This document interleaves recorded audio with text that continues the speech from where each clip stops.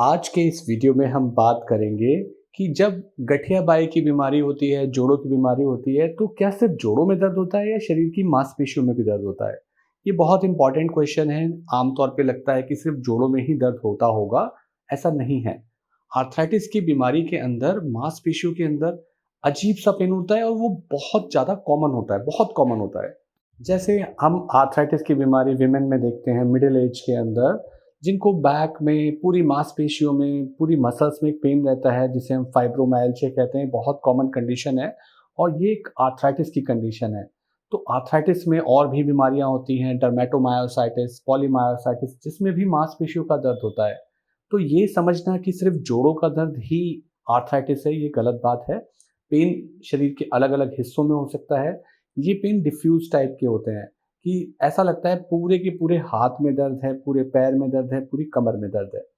तो इसमें जब लोग बताते हैं कि पेन जो होता है हमें पूरे के पूरे हाथ में होता है, ऐसा लगता है कि ये जोड़ों का दर्द नहीं होके मांसपेशियों का दर्द है। ये पेन माइग्रेटरी भी होता है कि कभी एक हाथ में, कभी दूसरे हाथ में, कभी दूसरे पैर में, कभी बैक में। तो इस तरीके के जो पेन होते हैं कई बार समझ में नहीं आता है कि इन्हें किस क्राइटेरिया में फिट किया जाए। कभी विटामिन डी की डेफिशिएंसी से या दूसरे विटामिन की डेफिशिएंसी से, कभी पोस्ट वायरल वायरल फीवर होने के बाद हो सकते हैं, आर्थराइटिस में भी होते हैं। तो जब आर्थराइटिस में हमें आर्थराइटिस के टेस्ट बड़े हुए मिलते हैं, ईएसआर, सीआरपी बढ़ा हुआ मिलता है, कोई गठिया बीमारी के बारे में डायग्नोसिस होती है, तो इन पेन का रोल भी देखा जाता है कि ये जो पेन हो रहे हैं मांसपेशियों के, ये आर्थराइटिस की वजह से हो रहे हैं।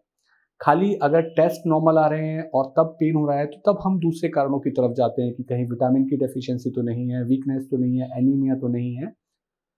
ऐसे पेन जो होते हैं वो एक्सरसाइज करने पे बढ़ जाते हैं और जितना ज़्यादा आप काम करते हो, जैसे दिन के आखिर में जाके आप देखते हो कि ये पेन ज़्यादा बढ़ जाते हैं। साथ-साथ कभी-कभी नसों की परेशानी भी दिखती है, जो टिंगलिंग, नमनेस की फीलिंग होती है वो कॉमन दिखती है। बहुत सारी और भी कंप्लेंट हो सकती हैं, बट मेनली ये जो मांसपेशियों का दर्द है रात के समय होता है या सुबह-सुबह होता है। कभी-कभी लंबे समय तक शरीर में अकड़ाहट लगती है, जो इन्फ्लेमेशन का फीचर होता है। शरीर में एक फीलिंग होती है कि शरीर में पानी भरा हुआ है, सूजन आ रखी है, ऐसी फीलिंग इन आर्थराइटिस के पेन में होती है। हम इसको फिजिकली एग्जामिन करके देख सकते हैं, ब्लड के टेस्ट करा सकते हैं, नर्व्स के टेस्ट करा सकते हैं। और कई बार हम देखते हैं कि ऐसे पेन के अंदर जो आर्थराइटिस के अंदर एक साइन होता है जिसे हम बोलते हैं इन्फ्लेमेशन, वो नहीं मिलता है। ना कोई जोड़ों के अंदर डिफॉर्मिटी, ना कोई मूवमेंट में कमी मिलती है, फिर भी ये पेन होते हैं। क्योंकि जब आर्थराइटिस होती है तो इन्फ्लेमेशन बढ़ जाता है। इन्फ्लेमेशन शरीर को थकाने वाला एक काम होता है, जिससे मांसपेशियाँ थक जाती हैं। ईएसआर बढ़ने पे शरीर थका-थका रहता है। तो वो चीज़ भी इसके अंदर देखी जाती है। तो इस प्रकार से इस वीडियो का पर्पज़ है कि आप ये समझें कि आर्थराइटिस का मतलब सिर्फ़ जोड़ों का दर्द नहीं है, उसमें मांसपेशियों का कंपोनेंट भी होता है और जितना ज़्यादा आपका ईएसआर, सीआरपी या जोड़ों की बीमारी बढ़ी हुई दिखेगी क्वांटिटेटिव फिगर में। क्वांटिटेटिव फिगर का मतलब है जब हम रूमेटॉइड आर्थराइटिस के लिए एक टेस्ट होता है जिसे बोलते हैं हम आरए फैक्टर। तो आरए फैक्टर को हम क्वालिटेटिव भी करा सकते हैं और क्वांटिटेटिव भी करा सकते हैं। क्वालिटेटिव का मतलब है कि प्लस माइनस में टेस्ट आ रहा है, तो आपको पता नहीं चलेगा बीमारी कितनी सीवियर है।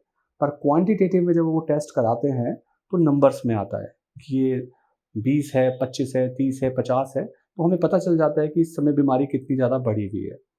उसमें उतने ही ज़्यादा इस प्रकार के पेन बढ़े हुए होते हैं। तो इस वीडियो में जानकारी दी गई है कि आर्थराइटिस के साथ-साथ आपको जनरलाइज़्ड बॉडी पेन भी होते हैं।